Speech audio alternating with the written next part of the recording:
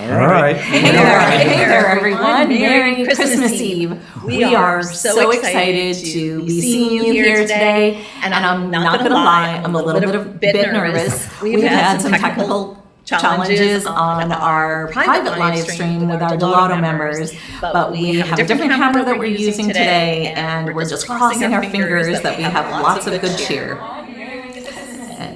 So much for that.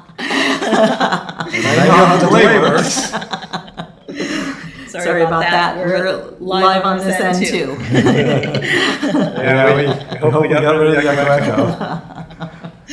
echo. We were just talking. There was something that I did, and it's like I think you channeled it. So I think that if that's the worst glitch we have and we have it behind us, that would be awesome. Yeah.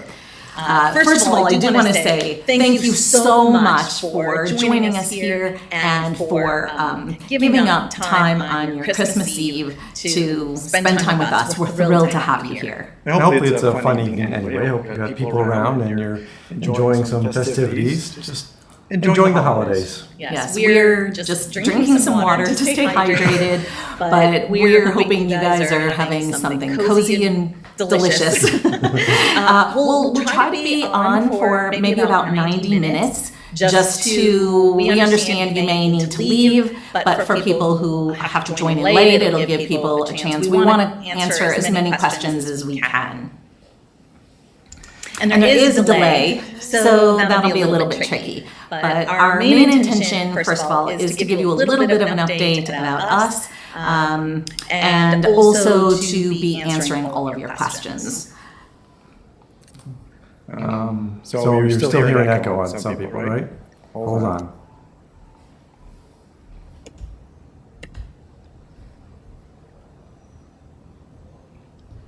You can keep talking.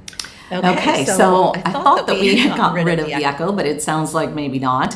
I think I got it. Is this better? Is the echo over?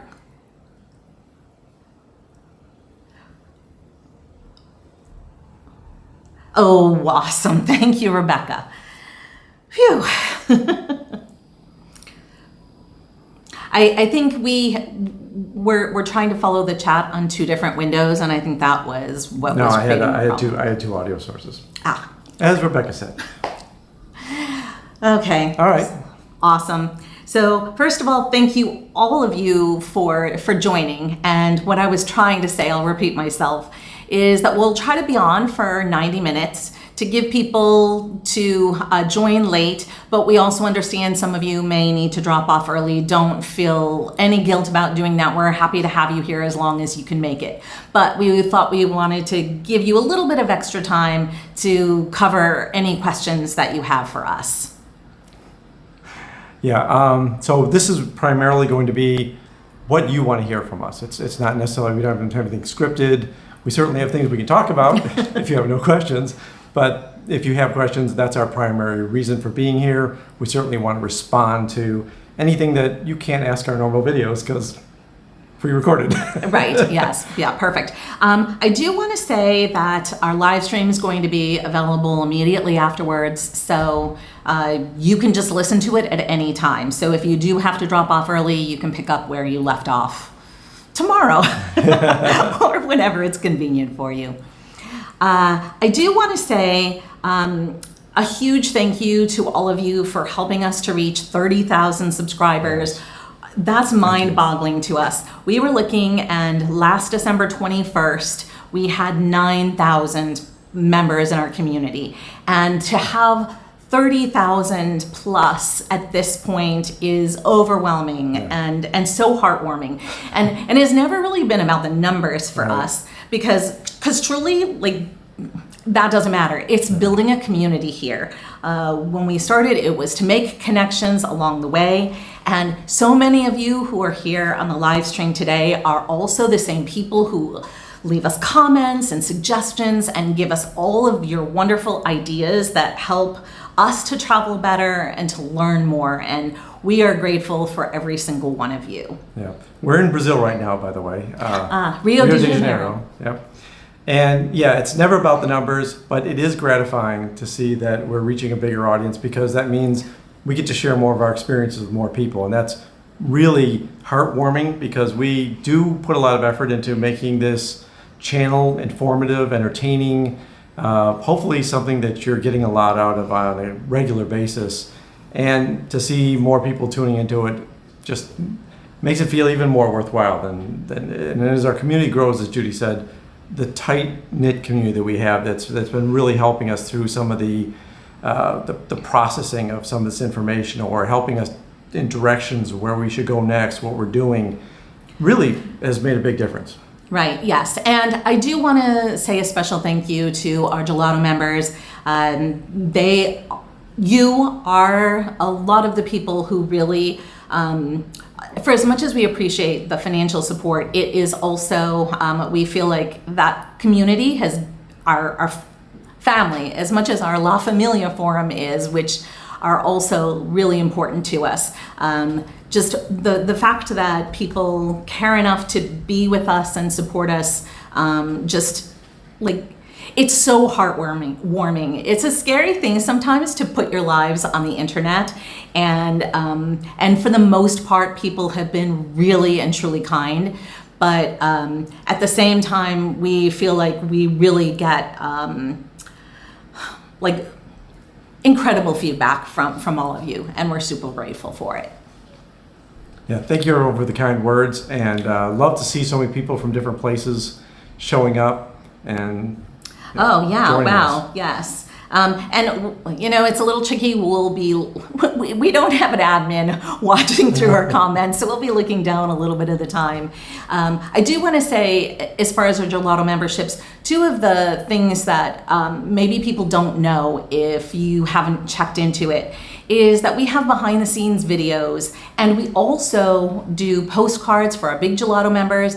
And at the suggestion of one of the community, we started doing Zoom calls for our Big Gelato members as well. So if those are things that are appealing to you, I know that may not be something you're interested in it, but we don't really talk about it a whole lot. So thought we'd chime in and just give you some information. And I also do want to talk a tiny bit about our La Familia forum. There are a lot of you who are part of the forum, but we probably have a higher percentage of people who lurk. And we don't really know if part of that is because you don't know how to use the forum.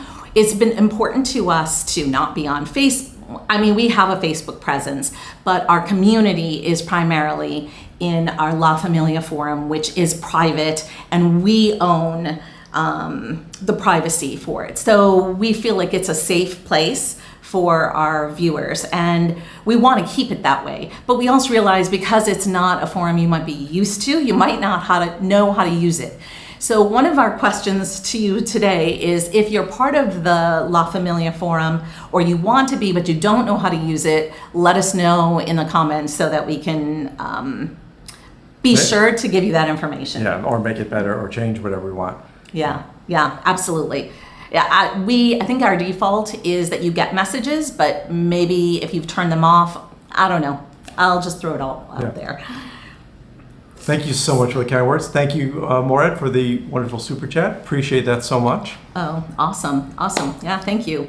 I guess we'll just give you a quick rundown about what we have going on right now. One of the things that I want to point out is we've been kind of doing this, we call them talking head series, where we've been discussing logistics and various things. We know that that's not our consistently usual content, and we've done that for a couple of reasons.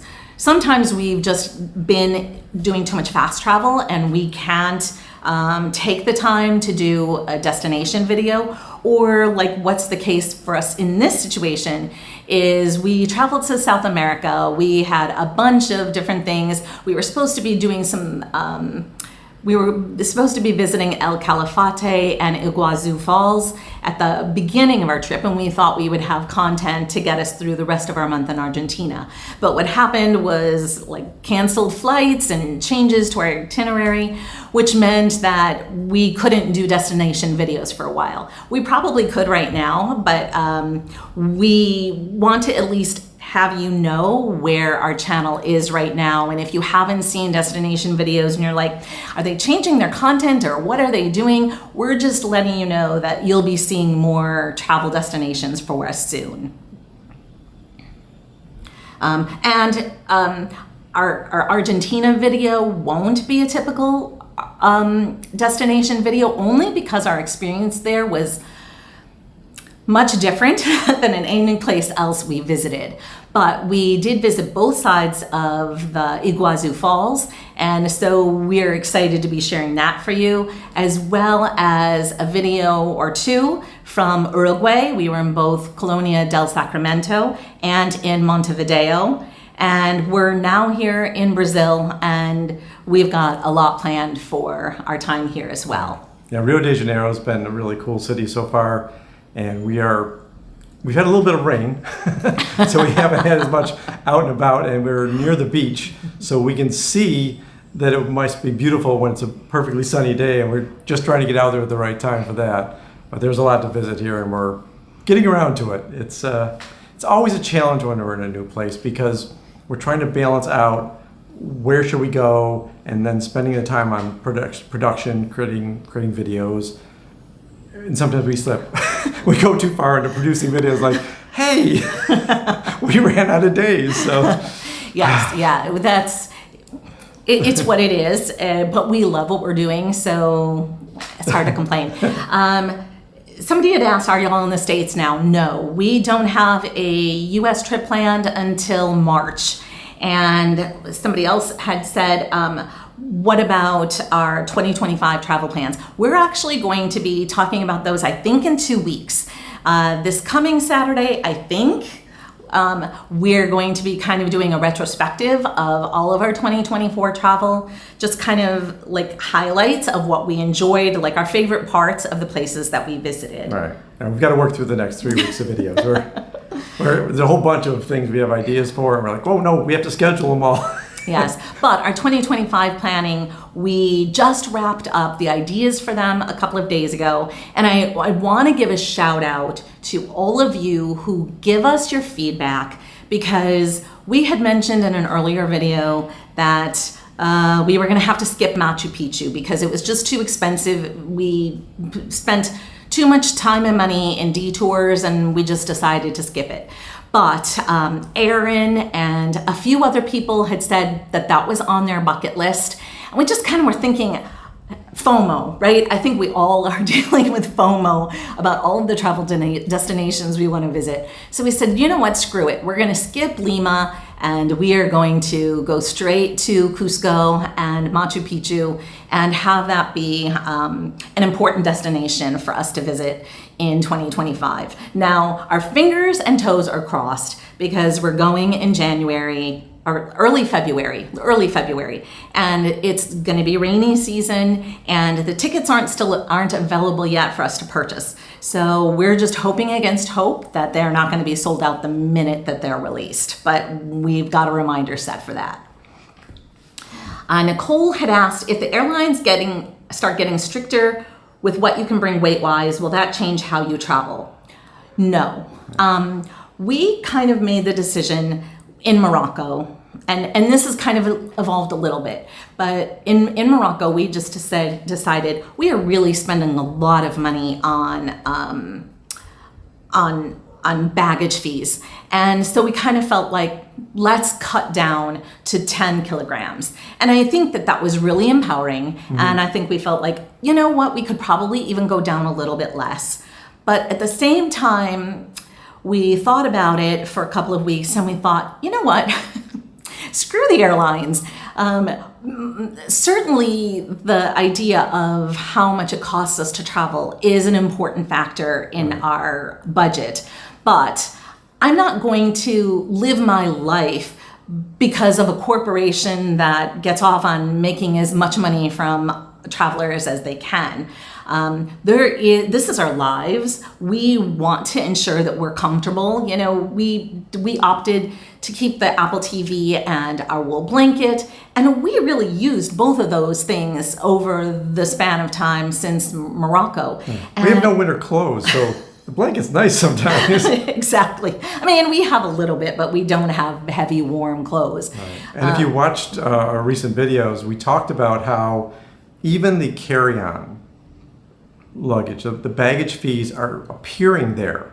It's like we used to be able to, skip around the checked bag fees by carry-on. Now they're charging the same price or more sometimes for carry-on because the airlines have figured out, oh, you know what? If we don't have people dragging bags on the flight, we can get away from the jetway quicker, and that means we get less penalties for being a late airline. So now we're seeing, okay, now the weights are gone down to 8 kilograms and 6 in the last couple of places we tried to book. And even if they weren't that low, they still want to charge us for those. So our planning for 2025, when we're booking these flights or looking at booking these flights, we had to look really carefully at, yes, we would rather carry our stuff on because it's really nice to walk off the plane and just go through customs. But if it's going to cost us as much or more, or if we have an issue taking bags through security, because sometimes they get real picky. We'll have an episode about that coming up too. It's maybe not worth it. Maybe we were better off with check bags sometimes and carry on other times. We play the game of, is it worth price-wise? Is there any other issues we have to worry about? There's a lot that goes into the planning process. And actually, to be fair, Nicole, I'll admit that the cost of getting from one day's destination to another is always something that we've factored in. So, for instance, when we were looking at all of the excursions we wanted to do in South America, they really were starting to add up once we factored in extra fees. But I think that that's always going to be with us. If they make it more expensive, I still feel like there are destinations we will want to visit regardless of what it costs. But we just may not be able to get to all of those destinations in the same year. But I don't think we're willing to say we'll never visit those places. It will just maybe take us a little bit longer to get there. Midlife crisis couple asked, of all the things you had planned and budgeted for, what has surprised you the most that you've either massively over or underspent on? First of all, I will say Tirana, Albania, I think we were both shocked at how little we spent there. Yeah. That was a much cheaper destination. It rivaled the cheapest places in Southeast Asia, which blew our minds. And we've heard that Albania is inexpensive. It's a good place to go if you're trying to save money. And it wasn't like it was a discount European destination. It felt very nice. The city was walkable. We were enjoying ourselves there. I don't know. It was just a shocker. As far as expensive. Amalfi. Yeah. Well, frankly, any place that we go that's more touristy, the prices just go up. Rome was very expensive this time. And I'm sure it's not going to be any cheaper during the next year when they're going through the Jubilee. That whole area is just going to be very pricey. Right, and super crowded. Yeah. So note to self, that may not be the best year to visit Italy, or if it is, you may want to, we're actually going to talk about this in this coming Saturday's video. Like Genoa and Turin and maybe Verona are going to be better options than Florence and Rome and Amalfi and all of the super touristy places. But I will also say that after our time in Asia and Southeast Asia, even in places like Busan, which was more expensive, it was a bit of a culture shock to go to Europe and pay $14 for pasta in Italy or Vieto. That really did, I didn't realize that we were eating so cheaply comparatively. So that was definitely a culture shock we were not prepared for. Did you want to answer this one? Which one are we looking at? Morad asked about what video editing tool are you using? Oh, okay. I'm using Final Cut Pro, and that's my primary tool. If I'm creating any kind of graphics, then I'm using Pixelmator Pro and blending those two products together. Really, that's it. I take all our video footage, put it in there, and just churn through it. It's been really great. I've got a bigger Mac. My MacBook Pro is a 2021 16-inch, and it's a little heavier, a little bit bigger than I'd like to carry around with us. But when I'm working on video editing, and it's nice to have those extra windows, that extra space. Yeah, it's been a great tool. I'm trying to get as fast as I can on this stuff because we're trying to add more to the video. So the faster my editing skills. That is actually something that I appreciate, because it is, I don't think people appreciate how time consuming it is. And I think that, like, I guess I want to just give a shout out to Kevin, because he doesn't cut corners. And there are times when I will look at a video and I'll say, I really don't like it. And we will have to go back to the drawing board, and he'll, like, how can we visually change this? Or how can we change the narrative so that it will be more interesting?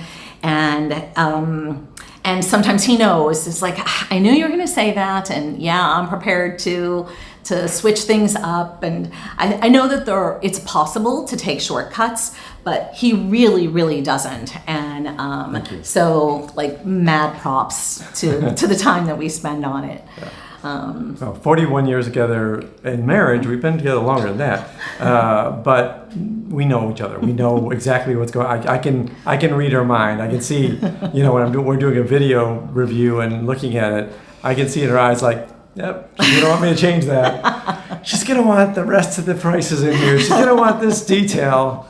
Yeah, okay. Which of course, like, it has helped us so much for you to tell us what you want to see from us as well, in terms of, like, we only started putting our costs in US dollars at the request of our viewers. And so many things. Here I am talking with my hands, and I have BW to thank for helping me to be a little bit more self-aware of that. And at a minimum, I try to keep my arms down, even though my body is probably still moving. But I just so appreciate all of the kind, productive comments that you all give to us. It really means a lot to us. Matthew asked about a future video about staying safe while in Brazil. Actually, I'm not sure if it will be a separate video or not. We haven't figured that out, but we spent some time yesterday with the host of our Airbnb to kind of go through their tips and suggestions, so that we think that that's one of the most important things in all of South America. Is, like, it's a safety concern for a lot of people. I was maybe a little bit less concerned about it originally, and Kevin definitely had more concern about it. And in retrospect, we kind of are fast traveling through South America because we didn't want to, we still want to see a lot of places, but we wanted to give ourselves the ability to move a little bit quicker if we didn't feel safe somewhere. So we understand the concern about safety.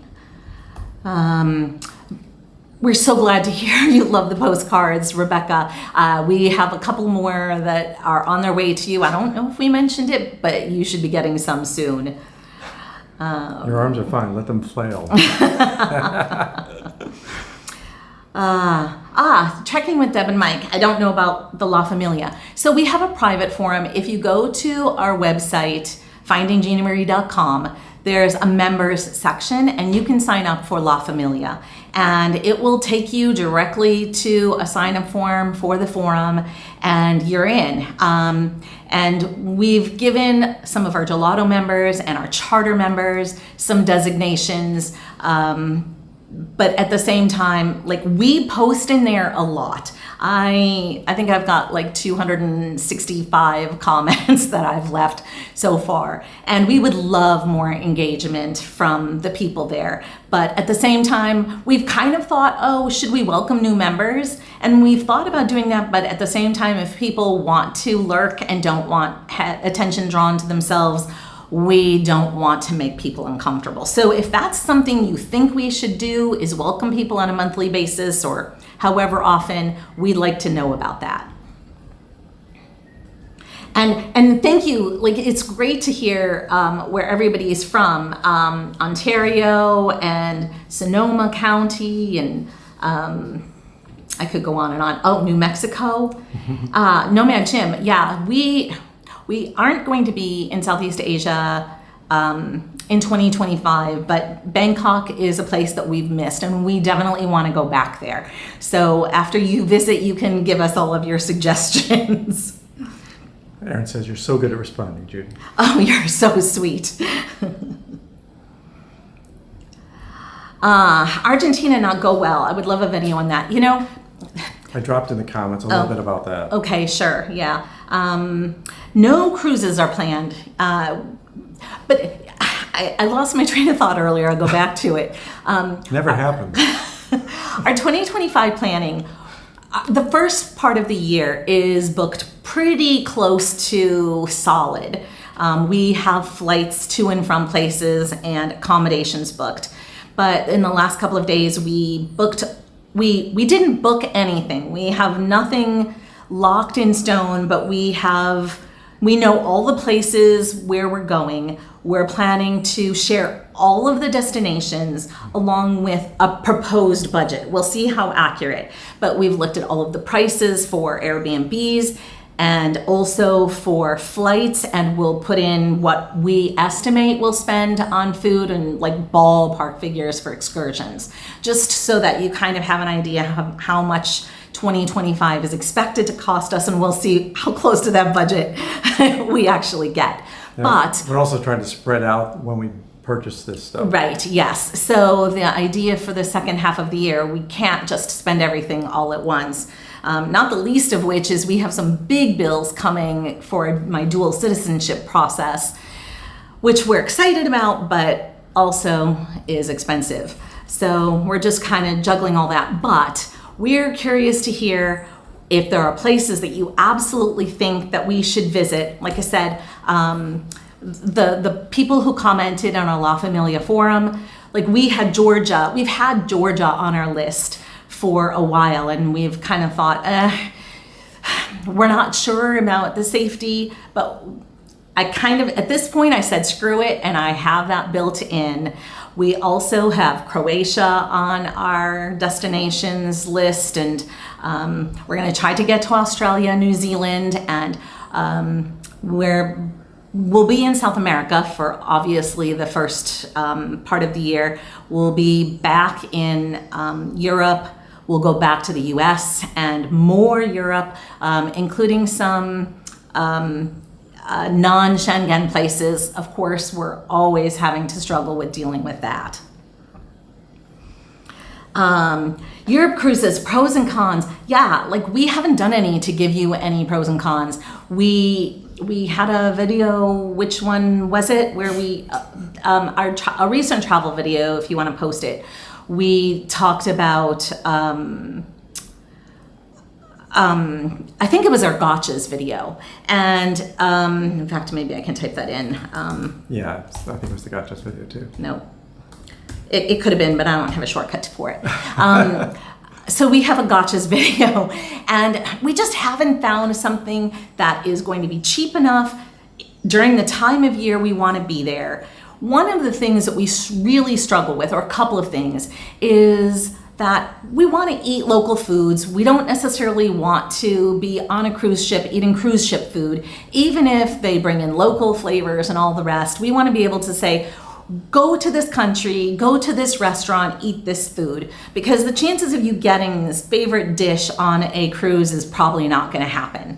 And I guess I also feel like sometimes the excursions aren't always what you would choose for yourself, or the fact that you're there for a day or less than a day, and you're either at the mercy of a cruise line excursion or just self-exploring. And I think sometimes a day is just not enough time to really get a feel for the place. Now, when we were in Amalfi, for instance, those were all fast travel day trips. We didn't have a great experience in Capri, but people had said, oh, well, if you went to Anna Capri, you would have had a different experience. So we kind of feel that when you are someplace for a day, you don't always get a true picture of a place. And we'd hate to skip somewhere to go back to because our first impression wasn't great. So I'm not saying we wouldn't do a European cruise or any kind of cruise. We just haven't seen something that really strikes our fancy. And I will also say that there are so many places on our wish list that spending 17 days on a cruise and having 3 or 4 or 6 days that are sea days, or repositioning cruises that are a lot of sea days, is kind of nice if we can get work done, but if we have to pay for expensive Wi-Fi, that kind of is, like, if we were just traveling and retired and we just wanted to have some downtime and chill out and do some, like, read a book, that would be great. But there are so many places we want to see. 17 days on at sea is maybe not ideal for us. So Ronan asked, how did I get the courage to walk away from Apple and the income? It's a weird thing. I mean, I got hired at Apple when I was 52. I was an entrepreneur my whole life. I worked for corporations on and off once in a while, and I got bored and I'd start my own company. So I started 5 companies. And when Apple called me up and said, hey, you want to send us your resume? I went, really? I'm in my 50s and you want to hire me now? I was trying to get hired by you in 85, but that didn't happen. So, all right. So yes, it was hard because, Apple income's pretty good and the stock is pretty nice to get, but we were also tired of kind of the grind. And even though Apple's a good corporation, they're still a corporation. So all the problems you have with corporate America are at Apple. And some of the politics and we were trying to travel more often. And Apple's like, okay, well, we'll let you travel 4 weeks at a time. You'll work remotely. Well, every year we'll give you 4 weeks. Like, that's fantastic. And then they kind of pulled back on that and said, well, not consecutively. You can't do it in December and January. And then they were like, and we want you back in the office, even though you haven't been in the office in 2 years, and even though nobody on your team works in the office. Like, some of the corporate stuff just drove me crazy, and I was already on the edge. And when we started traveling full time, I said, well, I could spend my hours during the week trying to go to meetings and Zoom calls, or we could go back to California and I could make them happy by showing up at the office.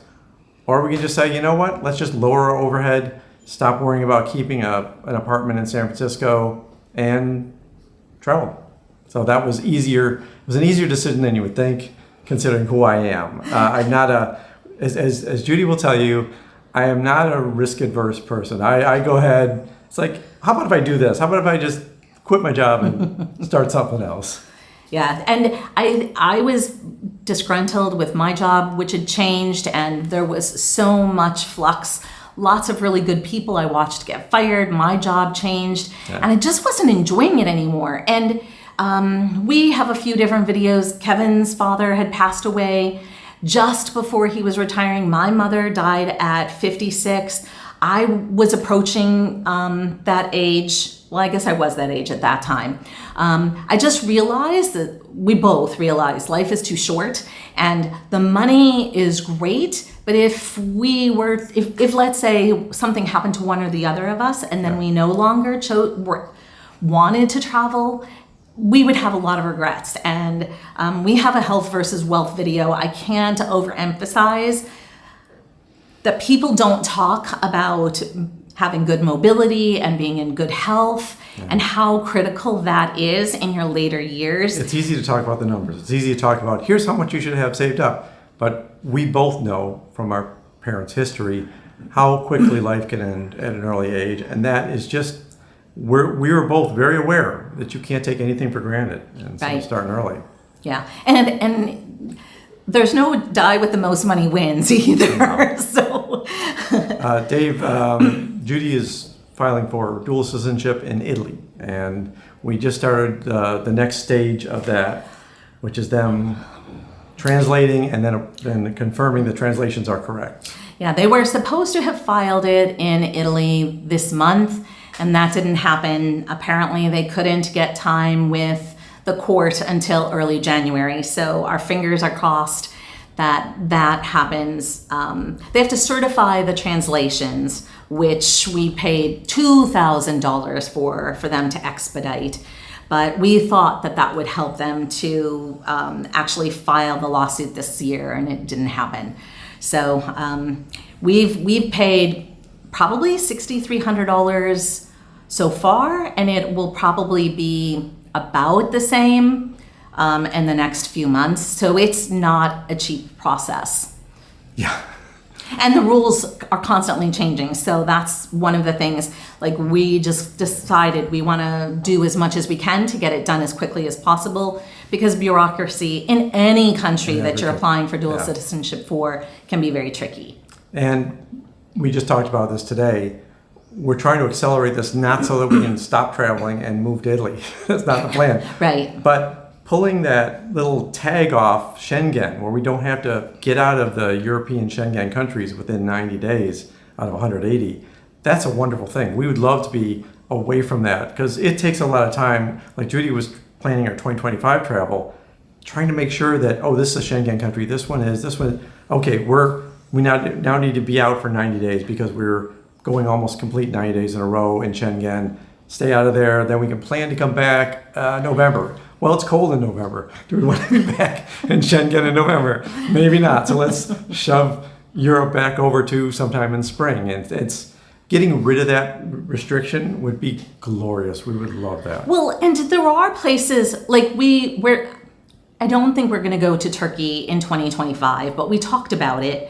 But when we would have gone would have been our time when we could be in Schengen. It was just a cheap flight to Australia. And I kind of said, well, I don't want to use a non-Schengen country when we have Schengen time, so let's figure out a different plan. So it's kind of nice to just go where we want, when we want. But I will say conversely, if the Schengen rules weren't in place, we would not be seeing some of the cool places we really have enjoyed seeing. So we're grateful. Like, it pushed us to see Southeast Asia and to go to Tirana and Morocco. I think that these were places we wanted to get to, but we probably would have done maybe the more traditionally popular European places first. I probably would have whined more, and Judy would have said, oh, okay, well, we can do Italy again. For Judy being the Italian, I have Irish German heritage. I think I like Italy more than her sometimes. So it's like, she goes, where do you want to be for your birthday? I was like, yeah, Italy? Is that cool? Yeah, and we were, I'm changing the subject, sorry. Change the subject, it's fine.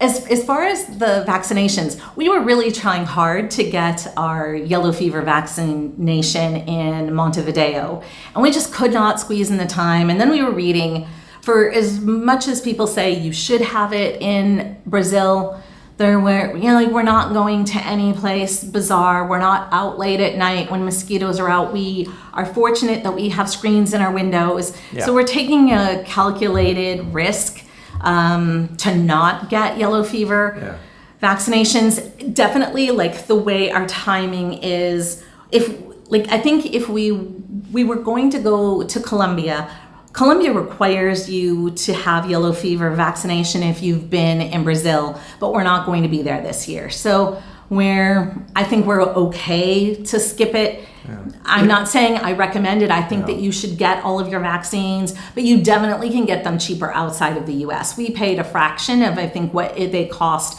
when we went to Rome to get vaccinations before heading to Egypt. And we are shocked here.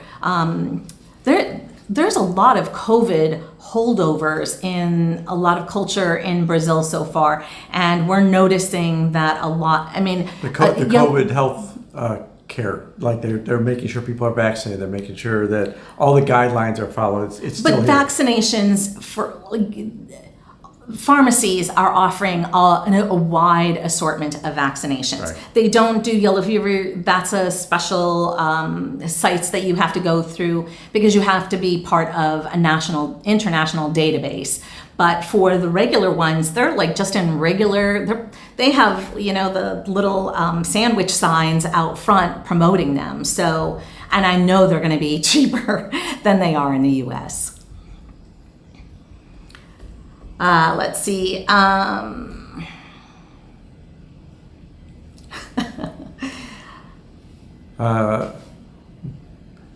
Nolani, we love Serbia. We love Australia. We haven't been to Kenya. That's on Judy's hot list for maybe 2026. But in Serbia, I actually had surgery for my hernia, so that was a great experience. Australia, we love. Only been there once, but I've got lots of friends down there, and we keep trying to go back, and we're still in the process of making sure we can get there in 2025. It hasn't been locked in yet, but the prices look like we can work something out and kind of shave a little bit from other places to make it affordable to get there. It's tricky, especially when we're trying to get to some of the non-Schengen countries and then fly from there. You got to work something out because they don't always have the best flights, and it's been a fun week or so of trying to figure out what could we do to make this work, because we really want to be in New Zealand, which we've never been, and we'd like to get to Melbourne. We've only been to... we were in Sydney in 2019 before we were full-time travelers, and we really enjoyed it a lot. It was one of those... I had gotten laid off in 2019, and I got a good severance, and so that was one of those like, screw you, corporate America. I'm gonna go and take a quick, unexpected trip, unplanned trip to Australia that was always on our bucket list, and it was fabulous. We had such a wonderful time. In fact, we took 4 international trips that year, which is more than we've ever taken.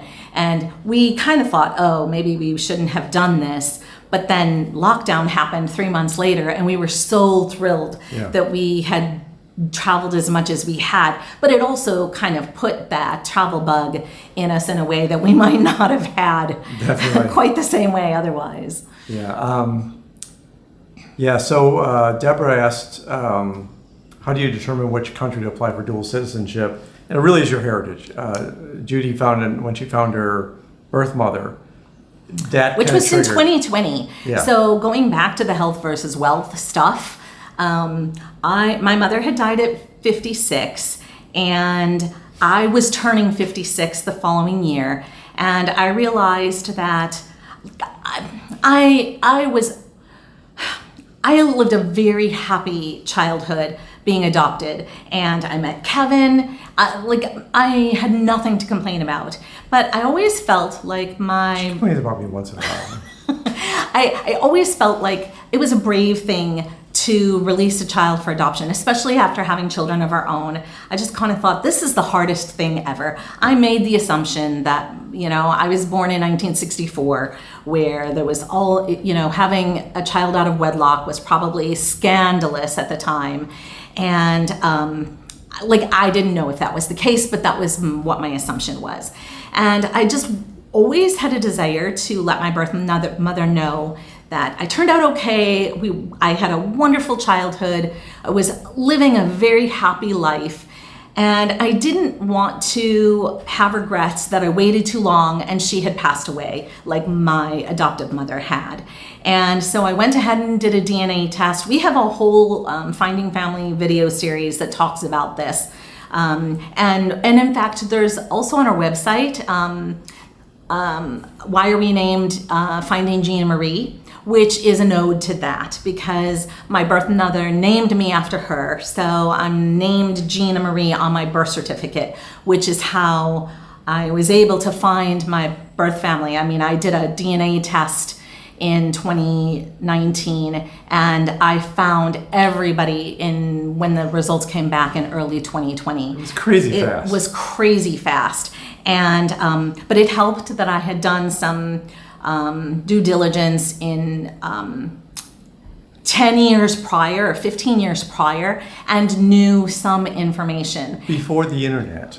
This was hire a detective to get some paperwork. It was very, very manual. But I was born in New York and those records are always sealed. And we started our channel because we had such an outpouring of welcome from my birth family, even though I was a secret to everybody but one of my mother's sisters.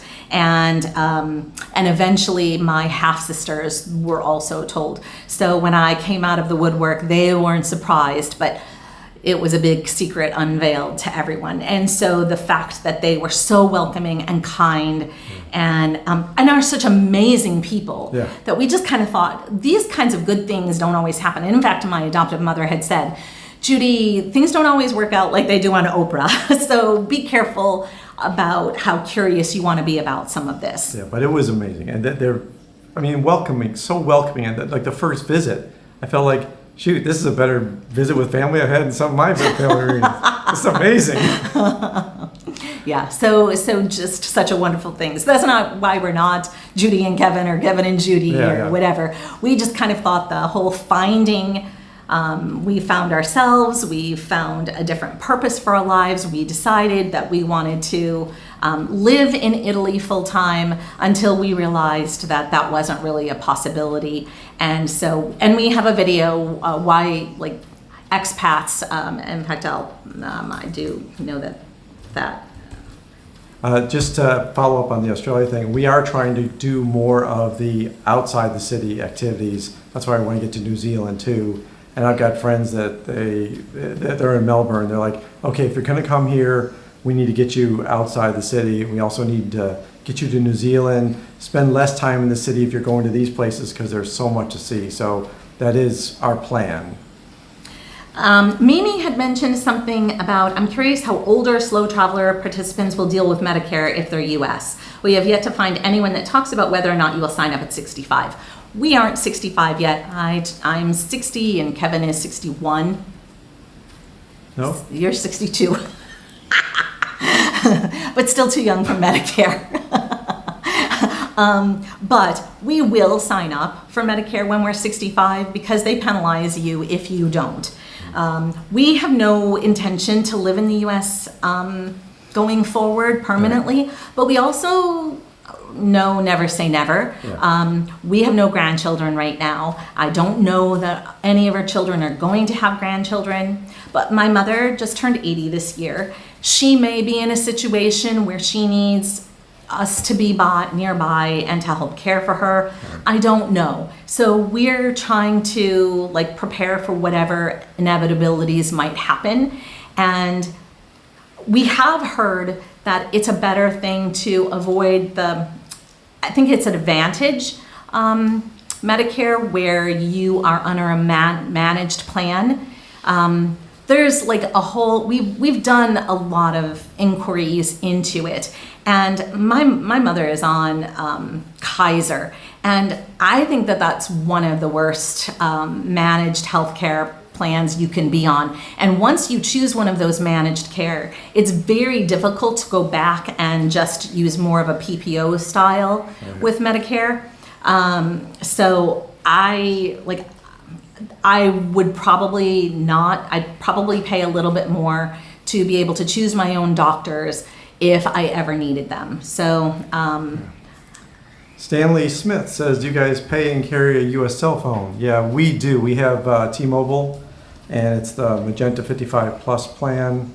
We use that all the time. We don't have any local eSIMs. Not that we wouldn't do that, but the plan that we picked, the international 15 gigabyte international add-on to that plan, allows us to have free phone calls and no roaming charges, and it adds 15 gigabytes of data to our plan. And when we're working all the time and we're not able to always be in the greatest Wi-Fi, sometimes that comes in extremely handy. So we just kind of carry that on the top of it, and we talk about it in some of our videos. So there's more details on our website too about it. Yeah, so far we've had no problems. I know that people are told, we will cancel you if you're doing too much out of country stuff. But we've been on it for 2 years without a problem. We've gotten warned twice. And I think it was only because we were using too much roaming. Yeah. But it wasn't because we were out of the country too long. It was like, hey, maybe you guys should find some Wi-Fi because it's looking sketchy here that you're always roaming. But to have warnings twice in 2 years, we're willing to risk that because Google Fi also has the Google Voice is like a similar problem, and you could lose it then. I think that we're willing to take the risk and use this for as long as we can. We probably do pay a bit more than you need to, but Kevin has sisters who are a little bit older, and one of them is not super technology savvy. My mother, I think it's confusing sometimes for older generation to realize, okay, what phone number, how do I reach you? Or they rely on you to call them. we kind of want people to reach out to us whenever they can. So we have a lot of family and friends, 3 adult children that we always try to keep in touch with, or always trying to talk to, and this is the price we're willing to pay for it, to keep our phone number, to keep that the free phone calls, because she talks on the phone a lot. I don't. I'm bad about it. Well, I still think it's important to stay close to the family that you have and love and your friends, regardless of where you're living, so that you're not so out of touch from their lives. But it's like, it's hard to do when you're traveling as well. Yeah. Did you mention that Dave asked if we're planning to start taking Social Security? Did you mention that? No, but you can go ahead and say. I'm 62 last year, and I signed up right before my birthday. So I actually got my first Social Security check in July of this past year. So it's just started, and Judy's 2 years early. So I don't know if I will wait a little bit before doing mine, but I also know that like Social Security is such a scary thing these days, and waiting an extra 10 years to get your full amount only to have it go down, like worst case, you can invest that money. Yeah, it goes back to we don't know how many years we're going to have to collect this money. And a lot of people will factor in, well, I plan on making sure I have enough investments, enough this, enough that.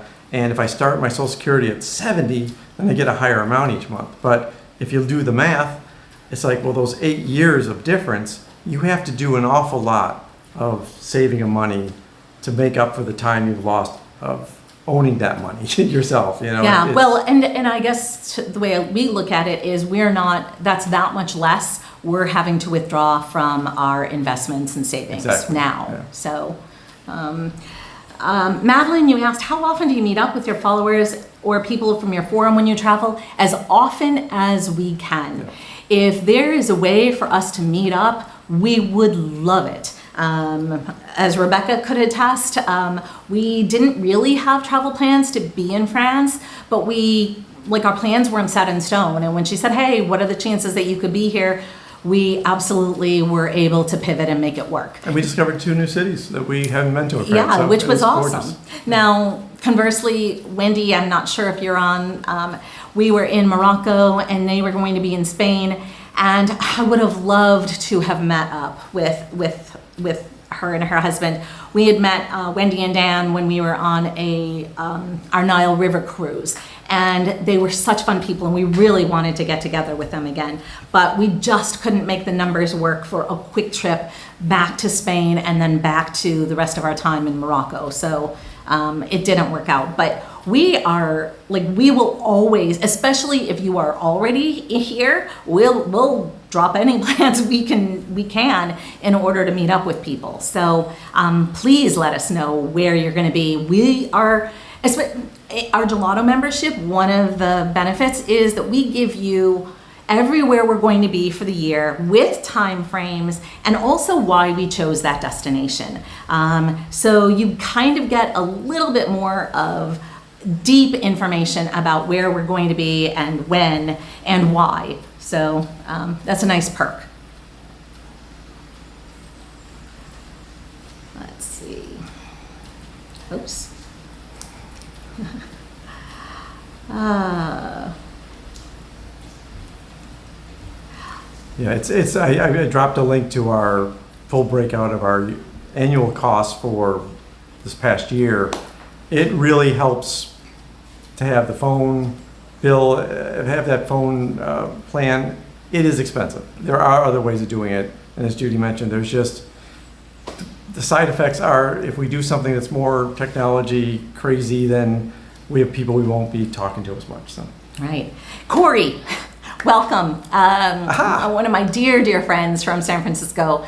Huge shout out to you. I missed, okay, that's the terrible thing, is we're from San Francisco and we couldn't squeeze in time for probably our very best friend in San Francisco because we just flat out ran out of time. But probably? You put a probably in there.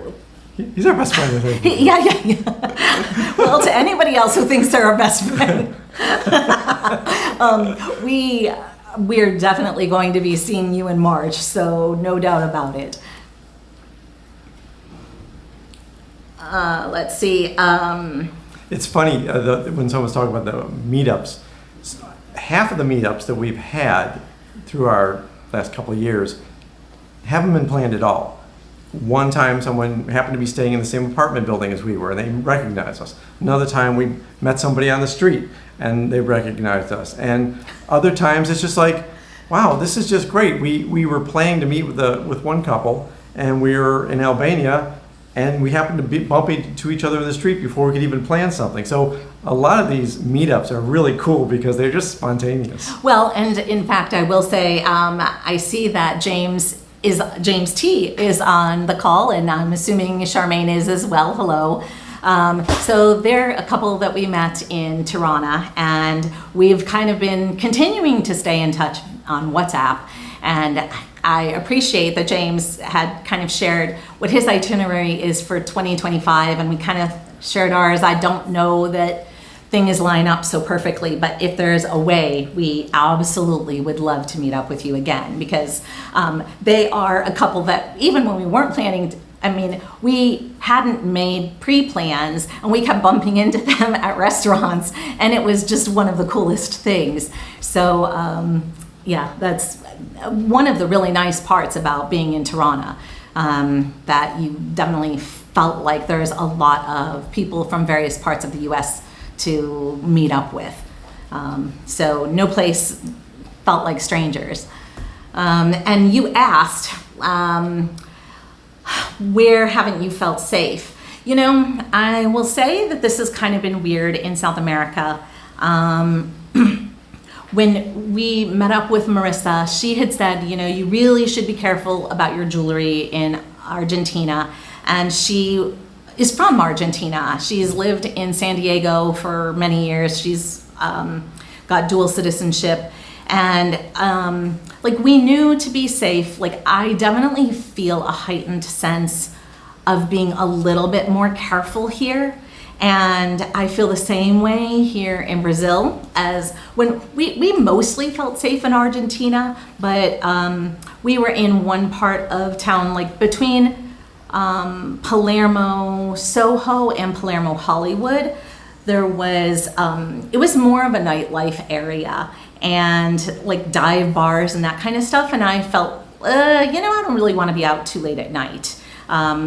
We haven't felt unsafe, but there's been enough warnings from people that we've been more guarded than we usually are. And that's okay. It's good to know that, the only time I've ever been even attempted pickpocketing is in Paris. So no, it wasn't. It was in Rome. Was it Rome? Mm-hmm. It was in Rome. When we were getting on. Oh, right, because Megan was with us. Yeah.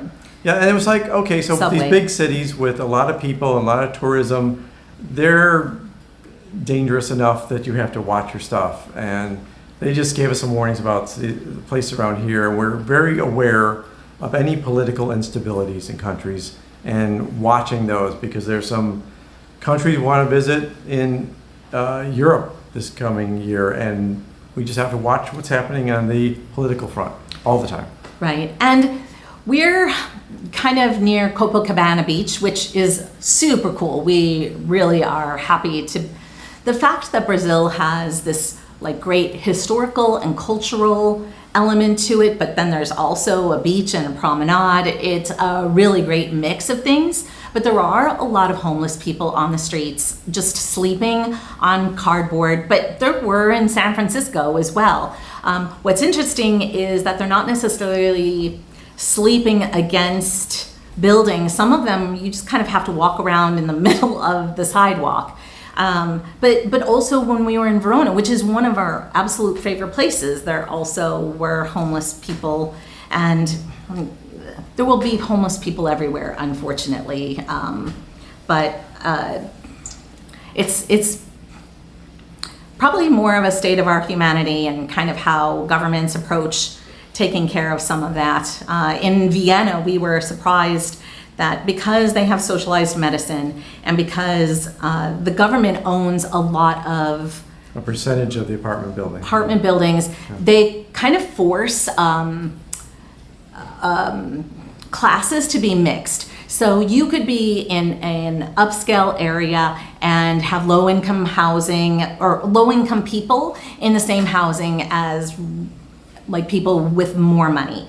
And so it's like there aren't really poor areas of town or rich areas of town. Maybe I didn't say that right the first time, but people are very mixed in integrated wealth and like not as wealthy. And I think that helps to avoid having poor parts of town, which we were told you should avoid. I can't remember what the Portuguese word is, but the shanty towns. In some ways, it could be perceived as being exploitive, and even if you're Portuguese word, but okay. Yeah. No, there is. I know, but it's not Portuguese. The shanty is just a regular. No. There's a Portuguese word oh, for there's a Portuguese word for it. I was kidding. Shanty is not Portuguese. No. I don't know the flautonas, something like that. So, but it's exploitive unless you're going with somebody to really learn, and you're not going with somebody on TripAdvisor or something like that. So we're kind of making the choice not to spotlight that. Yeah. We definitely don't want to be exploitive, period, in any of our travels. Right. Madeline asks, what's the biggest lesson you have learned living this lifestyle? I think the biggest lesson, in my perspective, is that we didn't know exactly what we wanted and what we enjoyed. So much of that has been learned over the past 2 years. That yes, being comfortable in our apartment and dressing it out, making it the perfect place to live in San Francisco was just a fun thing. It really felt good. That was a great lifestyle. We weren't upset with it at all. But we've learned that we need so much less, that we don't need to buy things, that we don't feel like places are as scary as I thought they were. Starting off our travels in Egypt, as like our third location, was a big break for me. It got my mind off of we have to be in European style cities, we have to be in comfortable, easy areas that I'm used to. And over time, all the different countries we've gone to, last year alone, 26 cities, learning how much that we enjoy of the different cultures and different things that you can do and different foods and the simple little things in life that make things so much fun. All of these have been life lessons for us, and I think it's been just glorious to feel good about what we're doing, because we didn't know how much we needed to grow. We didn't know how much we needed to learn, and we're learning things all the time. Right, yeah, I agree. I do think, let's see, I do think that I felt a little bit unsafe, going back to the question from James, in Cairo. We were in a very poor section of Giza, and your attitude was, I'm really not so comfortable with you walking by yourself in the poor area of town we were. And maybe we had nothing really to fear. Yeah. So I do think that there's a challenge at times when you are in places culturally that are different. Perception is a weird thing. Right, yes. Yeah. Now, it was unsafe to cross the roads there. Those highways were incredibly unsafe. Yes, yeah. But the people weren't. They were great. Right, yeah. And I definitely also felt that there were places in the Medina that I probably wouldn't want to be wandering and lost, and even Fez, maybe late at night. We didn't really, we traveled some well-lit paths every time we were out. But I think in some ways, that's us, I don't know, correct me if I'm wrong. But I think sometimes it's just unknowing and what's unfamiliar to you, not necessarily that things aren't safe. Yes, yeah, comic belief, favelas. Thank you. So I think that if I have to say what I've learned about myself the most is that I've enjoyed places in the world that I didn't know I'd enjoy. We weren't sure how, what we'd think about Asia. I didn't know a lot about it before we went. We had so much to learn, but we had such an amazing time. Originally we kind of gave ourselves windows, okay, if we need to leave, but we kept staying and we kept staying. So I think that sometimes just the more you travel and experience the world, I have been more comfortable with other cultures. And certainly when we were in Egypt, we felt like, okay, this is culturally so much different than any place we have ever been, because we were in a very poor part of Giza. But, we realized these people are very happy. They may not be happy living an American lifestyle. No. And, were we always happy living an American lifestyle? No. And so They didn't look as stressed as we did when we lived in San Francisco. So I think they're doing all right.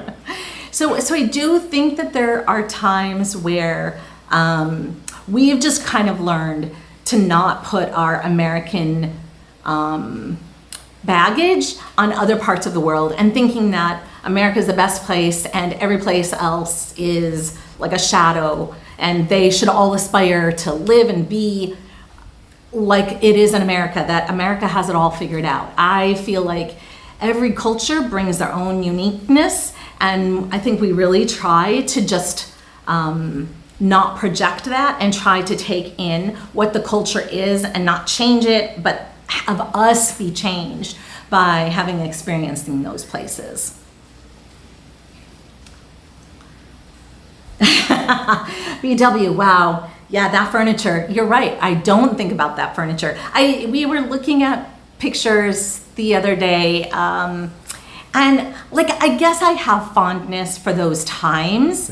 Yeah. But if I'm being nostalgic, I miss when our kids were little and we had big family gatherings. And nowadays, everything changed, right? Our kids might not want to visit where we're spending the holidays, or our kids don't yet, but they could have families of their own. I know that our extended family, the holidays that they spend together look very different than they did when we were still living in Houston, for example. Oh, yeah. So there was part of me that I wish I could freeze time and just have those times back, because I enjoyed them, but nothing stays the same. So I appreciate everything for the moment that we had them. And I think that even just on our travels, we try to do the same thing. Wherever we are, try to be present and enjoy it. It may not be the experience we always want to have. Argentina, there was so much more sightseeing that we wanted to do that we did not do. And I have huge regrets. You don't even know how much sleep I have lost over the missed things we got to do. However, we spent that time really looking at our finances so that we could share how much we spend, and understanding things that were really important for us to know about ourselves, the way we travel. We felt like we were able to give really good content to all of you that will hopefully make your travels a little bit better. And so we kind of think, we can always come back to the places we didn't experience as much as we wanted to. Yeah. Absolutely, yes. We're collecting memories, not stuff. That's right, BW.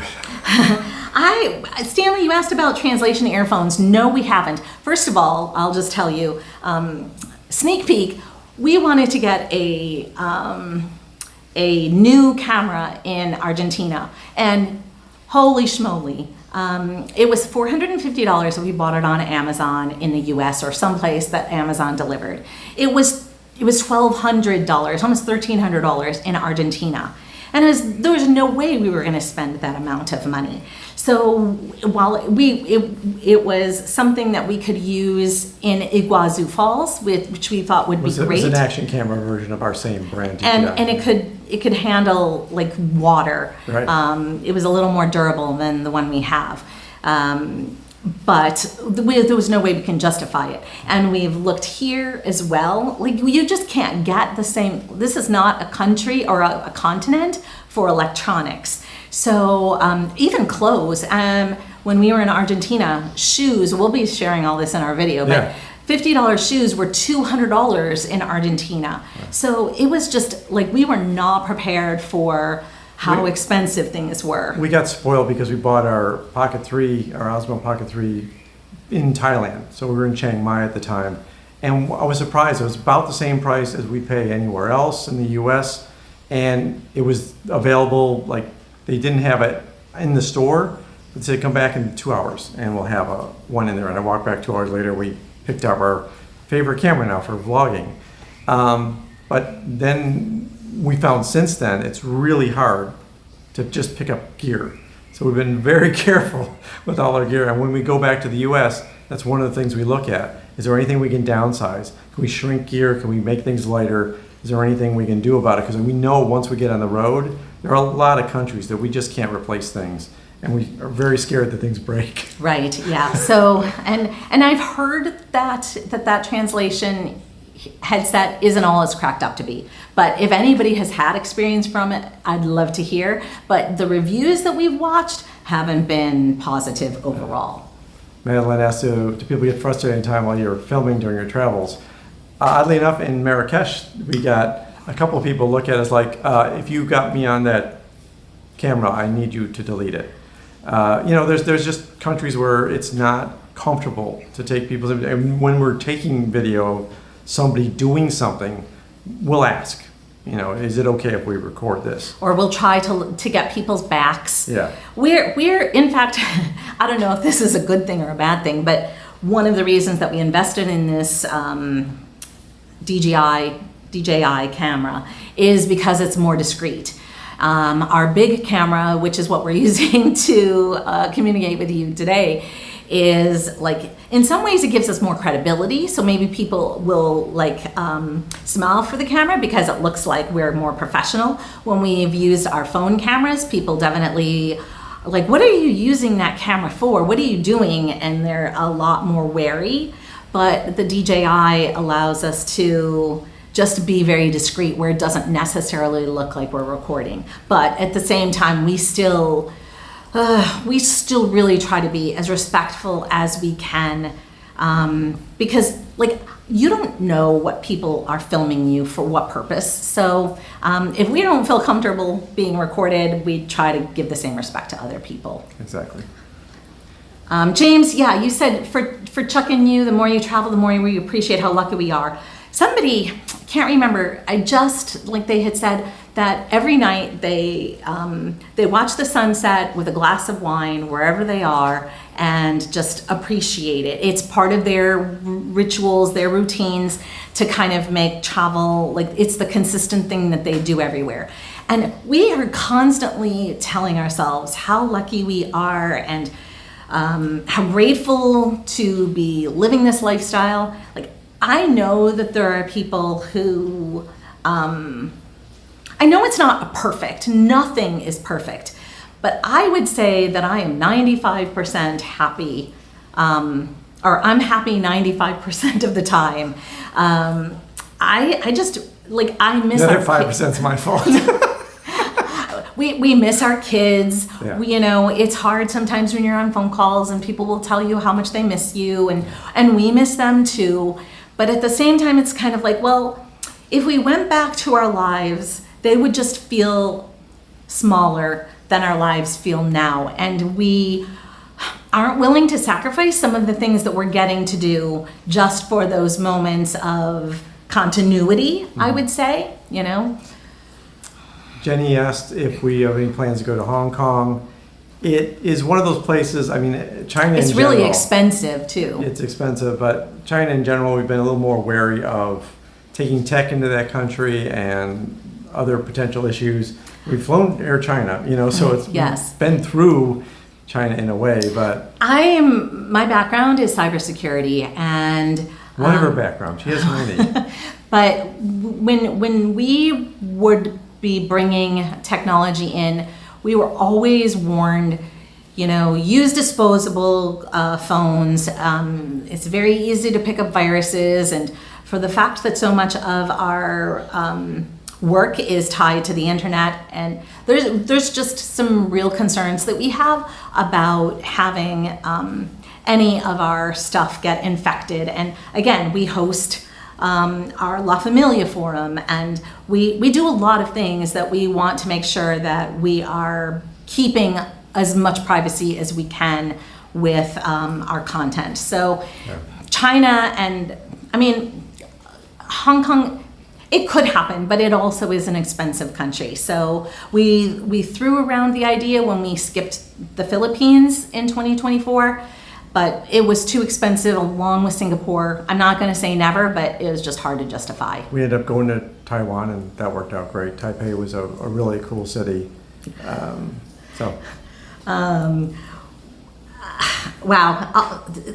BW, yeah, women in Morocco were a bit hostile when we were taking pictures. We had somebody give us a finger.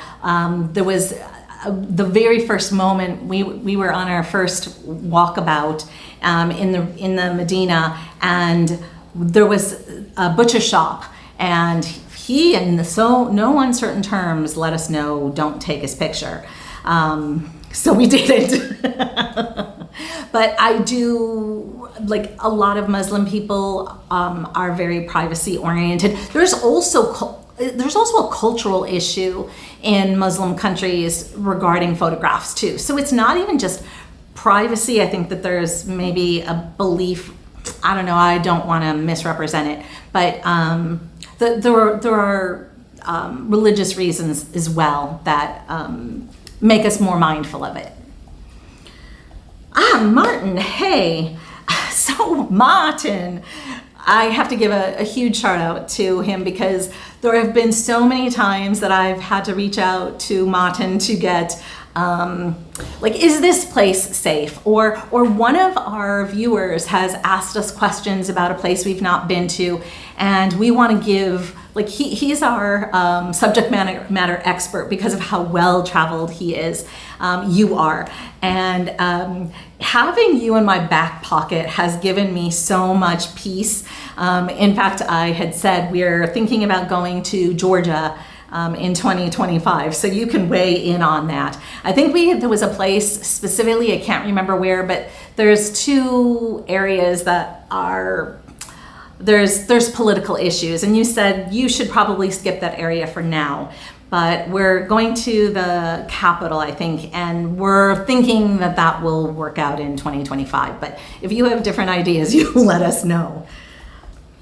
BW, just so you know, Judy is a voiceover professional, amateur professional. Yeah, I think she knows that. She gets voiceover checks, so she's got that side hustle already going on here. Well, it's very hard to do voiceover work when you're traveling, and the audio quality that you need for audiobooks, which is what I used to do, is a lot.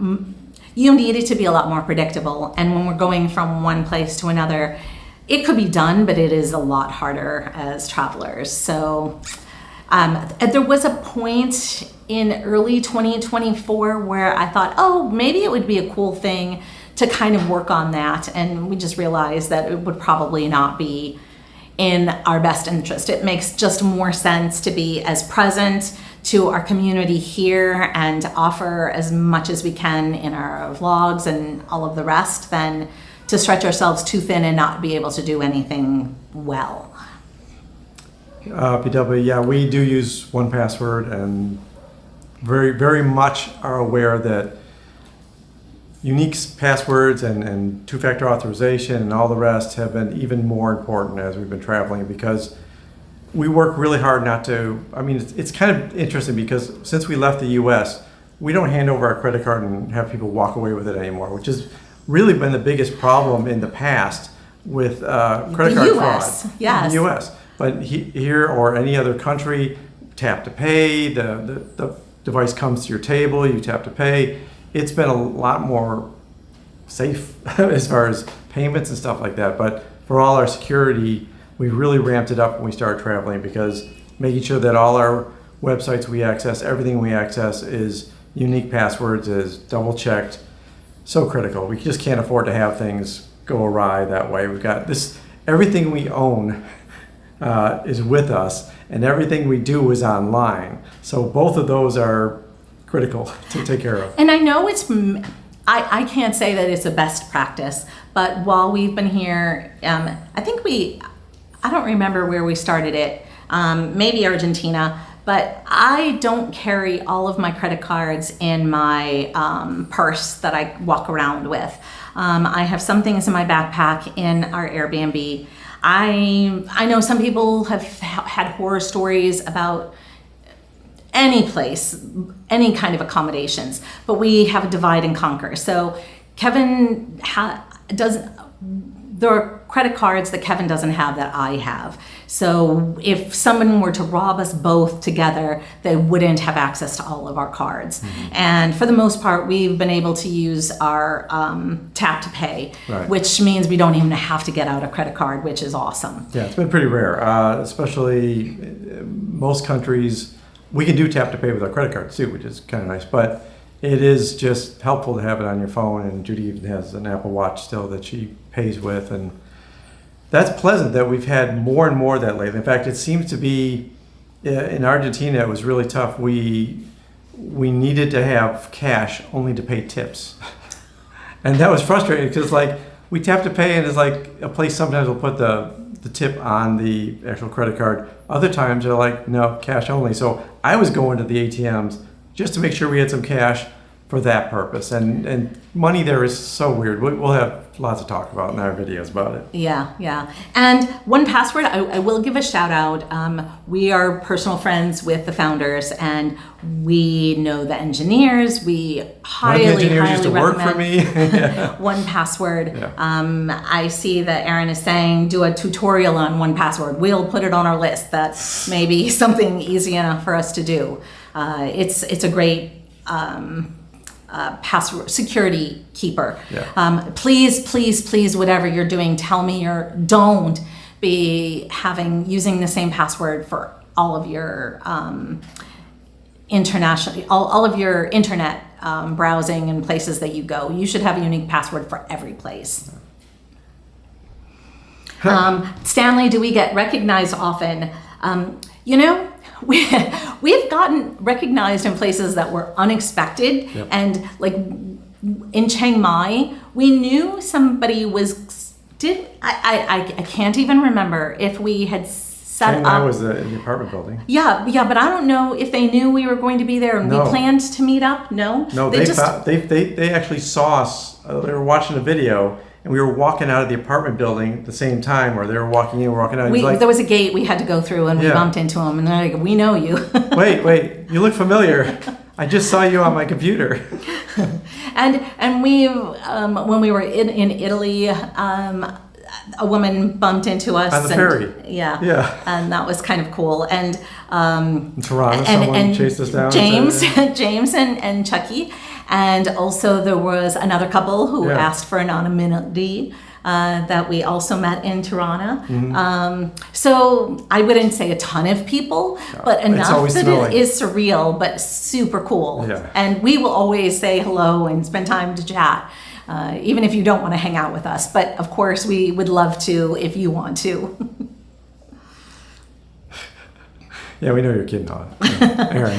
And I do want to give another shout out to Kevin. That Auschwitz video, that was a really hard video for us to do. It was such a powerful place. We knew we wanted to record, but we didn't, I had no idea how we could present such a sensitive topic. We didn't want to be exploitive. We made sure that we didn't have any mid-roll ads or any advertising during it or anything like that. We wanted to make sure it was as pure as it could be, but I had no idea how it should look. And it was really your idea. While we were there, I had a vision of what I wanted to do with the footage. And we had basically our older iPhones at the time. That's what most of that footage was.